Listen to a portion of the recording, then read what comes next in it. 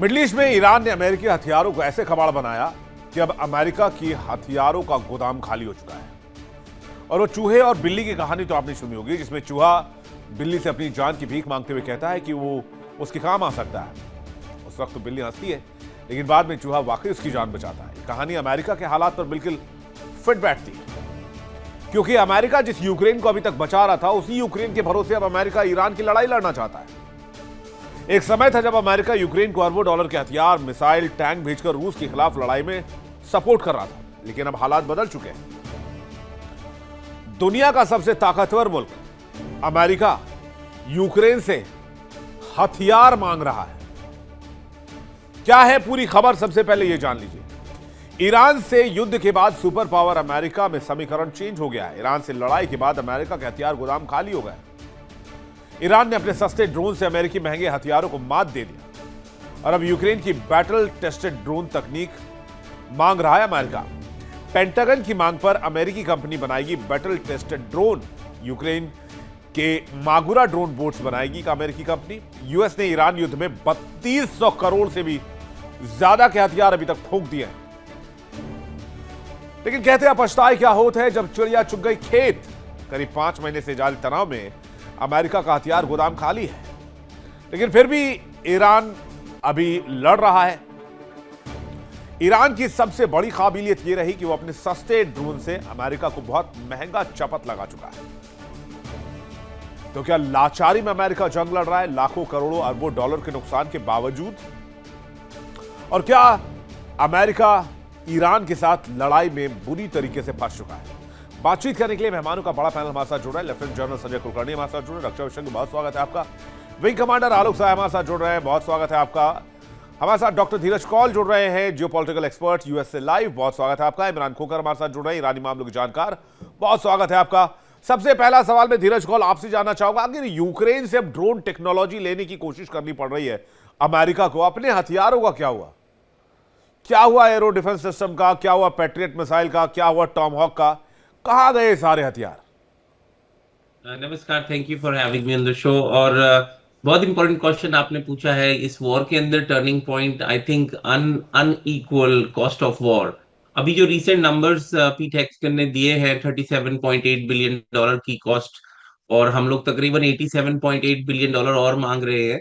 लेकिन at the end of the day जो आपने पॉइंट आउट रेज किया, इस टाइम मुझे लगता है वो दिस इज वर्ल्ड 2.0, और इसके अंदर हमें क्लियरली यूक्रेन एक एग्जाम्पल दिखा रहा है कि एक मच स्ट्रॉन्गर एनिमी, जिसके पास दुनिया की प्रॉब्ली सेकंड या थर्ड लार्जेस्ट स्ट्रॉन्गेस्ट आर्मी अगर आप समझे, उसको कैसे रोका गया with intelligence, with technology, with drone और स्वॉर्म ड्रोन्स। तो यूक्रेन ने कहीं ना कहीं ड्रोन टेक्नोलॉजी में डेफिनेटली महारत हासिल की है। और हम जो शाहीन ड्रोन को जो $20,000 का पड़ता है, उसको नीचे लाने के लिए तकरीबन 1 मिलियन का एक एक मिसाइल छोड़ रहे थे, 1 से 1.5 मिलियन का, तो 3 मिलियन से 2 मिलियन की कॉस्ट आती थी 20,000 के ड्रोन को नीचे लाने के लिए। अभी रिसेंटली हमारा यूएस का जो नया ड्रोन है तकरीबन 40-45 हजार डॉलर का है। फिर भी अनइक्वल मैचेस हैं, उसके नंबर एस्केलेटेड बिल्कुल नहीं है, बहुत मिनिमम नंबर्स अभी अवेलेबल हैं। और दूसरी बात यह है कि ये बिल्कुल सही बात है कि हमारे जो ऑल्दो ऑल्दो क्लियर इसके ऊपर कई जर्नल्स ने भी कमेंट किया था पहले, और कईयों ने अब रिजाइन भी कर दिया है पिछले कई महीनों में, इसको लेके कि हमारी वॉर प्रिपेयरनेस दूसरे फ्रंट पे कमजोर है, क्योंकि हमारे पास एम्युनिशंस के जो रिजर्व्स थे, खासतौर पे एयर डिफेंस सिस्टम, वो कम आ चुके हैं, और उसको वापस रिप्लेनिश करने में 1.5 से 2 साल लग सकते हैं, जिस जिस हिसाब से उसकी रिक्वायरमेंट चल रही है। कईयों का ये मानना था कि मेमोरेंडम ऑफ अंडरस्टैंडिंग भी जल्दबाजी में कुछ रिप्लेनिशमेंट के लिए किया गया था। लेकिन हैविंग सेड दैट, ये बिल्कुल सही बात है, यूक्रेन की तरफ US is looking to get some support of how to ideally hit back Iran with cheaper grade weaponry, with drone technology. और यूक्रेन ने महारत हासिल कर रखी है, डेफिनेटली ईरान ने भी कर रखी है, लेकिन यूक्रेन अभी लेटेस्टली बहुत कई साल से इसके ऊपर काम भी कर रहा है और मास प्रोडक्शन भी कर रहा है। ऑल्दो कुछ कंपोनेंट्स नेटो कंट्रीज से भी आते हैं उसके, इसके अंदर सेमीकंडक्टर चिप्स भी हैं। लेकिन overall I think Ukraine is, ये बिल्कुल सही बात है, यूक्रेन का भागीदारी इनडायरेक्टली इस वॉर के अंदर हमें इंक्रीजली दिखेगी। नहीं, लेकिन प्रॉब्लम सिर्फ ड्रोन्स तक सीमित नहीं है भाई। ईरान ने यह भी कह दिया कि भाई आप हमारे परमाणु संयंत्र रिएक्टर्स को निशाना बना रहे हो, मिडिल ईस्ट में सारे परमाणु संयंत्र को निशाना बनाएंगे, चाहे वो कुवैत में हो, चाहे वो सऊदी में हो, चाहे वो बहरीन में हो, चाहे वो जिस भी लोकेशन में हो।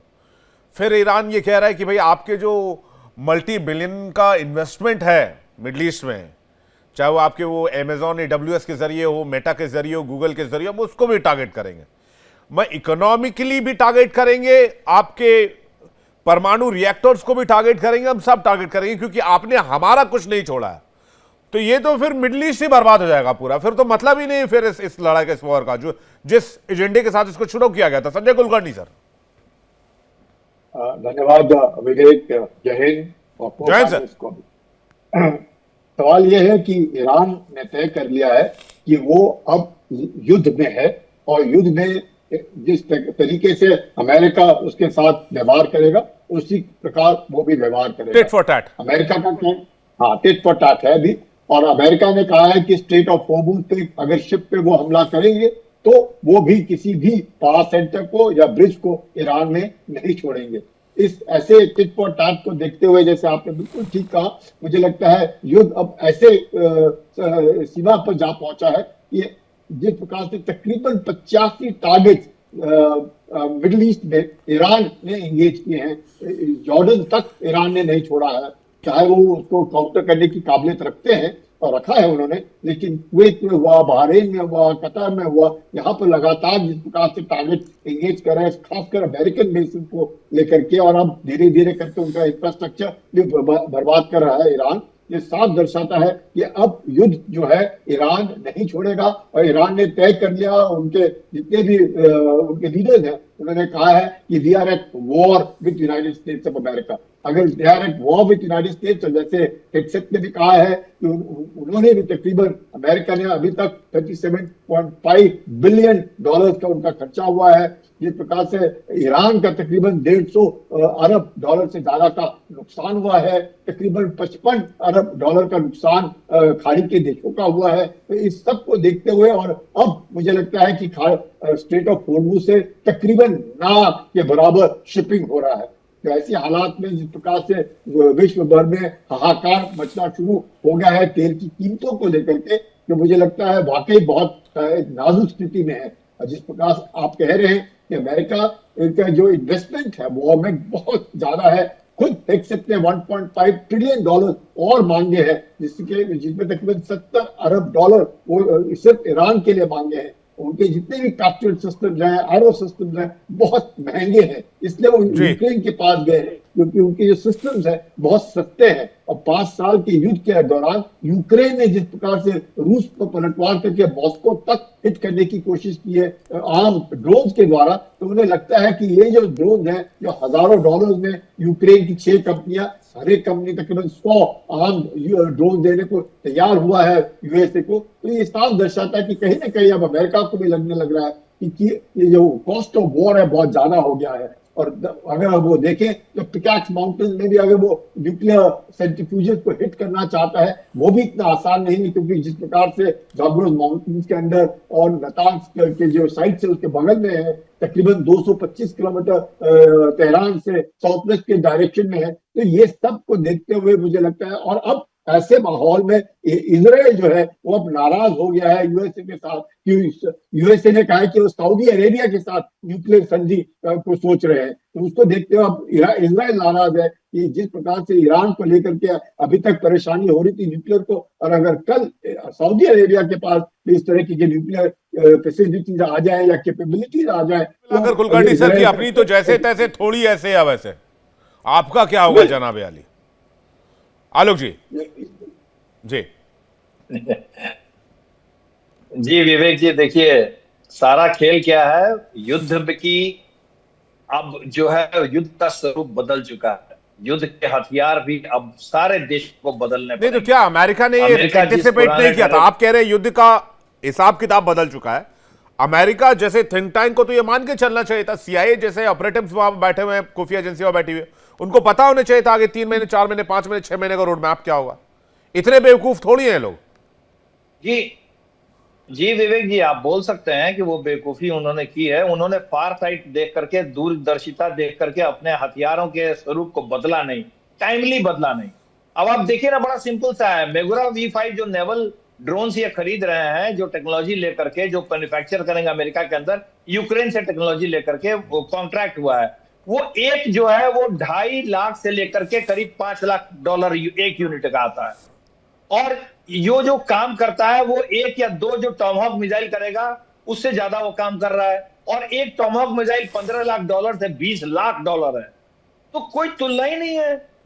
प्लस एक तो 10 गुना 15 गुना कीमत है आपके हथियार की, और दूसरा आपका हथियार इतना जटिल है, इतना बड़ा है कि उसका प्रोडक्शन रेट इतना स्लो है कि कंजम्पशन रेट, जो आपका एक्सपेंसिव रेट है, एक्सपेंड करने का जो रेट है ईरान में, वो कई गुना ज्यादा है मैन्युफैक्चरिंग रेट से। आप देखिएगा विवेक जी, कुछ ही दिन में अगर ये युद्ध लंबा खींचता है तो 1 से 2 हफ्ते के बाद अमेरिका की हालत फिर पतली हो जाएगी, और अमेरिका को फिर युद्ध कोई ना कोई बहाना करके टालना पड़ेगा, रोकना पड़ेगा, क्योंकि इनके पास हथियार नहीं बचेंगे।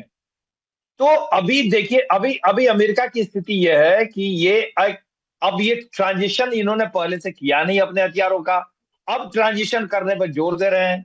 जिसको इन्होंने बेइज्जत किया बुला करके उसके ड्रेस पर, आज उसी से हथियार खरीद रहे हैं, उसी से टेक्नोलॉजी ले रहे हैं। कितने बड़े शर्म की बात है ये। खैर, ले रहे हैं, अब बदलाव करने चाह रहे हैं, लेकिन ये बदलाव तो आते आते समय लेगा। अब अमेरिका के पास ऑप्शंस क्या है? अमेरिका के पास 2 ही ऑप्शन है कि वो लंबा युद्ध को नहीं खींच सकता, तो उसी लिए उसको घातक परिणाम वहां पर लाने पड़ेंगे ईरान में, कि बहुत ही बड़ी कोई बड़ा अटैक करे और बड़े बड़े विध्वंसक अटैक करके जो अपने टारगेट्स हैं उसको अचीव करे। प्राइम टारगेट्स क्या है? यूरेनियम एनरिचमेंट के लिए जो खबरें आई हैं, जागृत पहाड़ी के बीच में, जो पिकैक्स माउंटेन के बीच में, वहां पे उसको ध्वस्त करना, नंबर 1। नंबर 2 की जो मिसाइल्स और ड्रोन्स जो इनके अंडरग्राउंड लोकेशंस हैं, सिटीज हैं, उसको ध्वस्त करना। ये 2 इनके मेन टारगेट्स होंगे, और इसी के लिए उन्होंने हेवी बॉम्बर्स जो है यूरोप से पोजीशन करने शुरू कर दिए हैं। कई दर्जन B-52 B-1B बॉम्बर्स वहां से उड़ान भर चुका है। KC-135 जो है रिफ्यूलो टैंक, वो भी वहां से उड़ान भर चुके हैं। अब मैं आपको बता रहा हूं विवेक जी, आप 1-2 दिनों के अंदर में देखेंगे कि इन पहाड़ियों में और ईरान के कई भीषण जगहों पे, महत्वपूर्ण जगहों पे बहुत ही बड़ा आक्रमण होगा।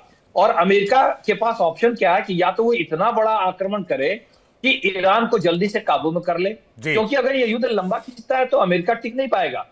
जी हाँ विवेक जी, यही मैं इमरान खोगर के पास जा रहा हूं। क्या एक बहुत भीषण अटैक के लिए ईरान तैयार है? क्या ईरान सर्वाइव कर पाएगा?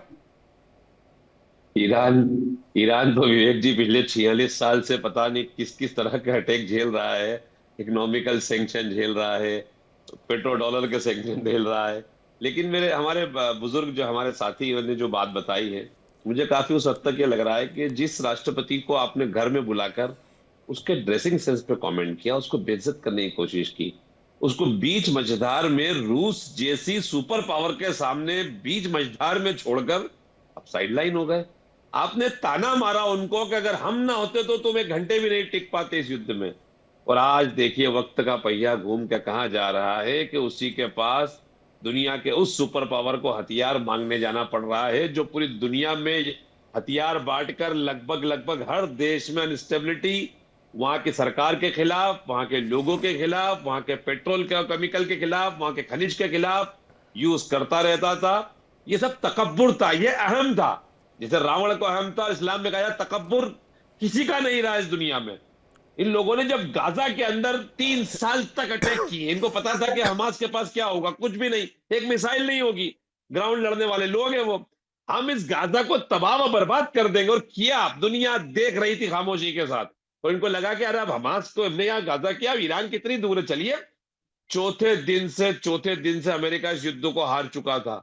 उसकी सबसे बड़ी गलती सुप्रीम लीडर आयतुल्लाह खामनेई के साथ जो असैसिनेशन किया, और मीनात की बच्चियों की मीनात की बच्चियों की बद्दुआ है कि आज अमेरिका को यूक्रेन जैसे युद्ध के सामने, देश के सामने भीख मांगनी पड़ रही है। देखिए इंडिया डेली 24/7 अब आपकी स्मार्ट टीवी पर। इंडिया डेली मौजूद है सभी डिजिटल प्लेटफॉर्म पर लाइव और लगातार। इंडिया डेली 24/7 हर दिन राष्ट्र को समर्पित।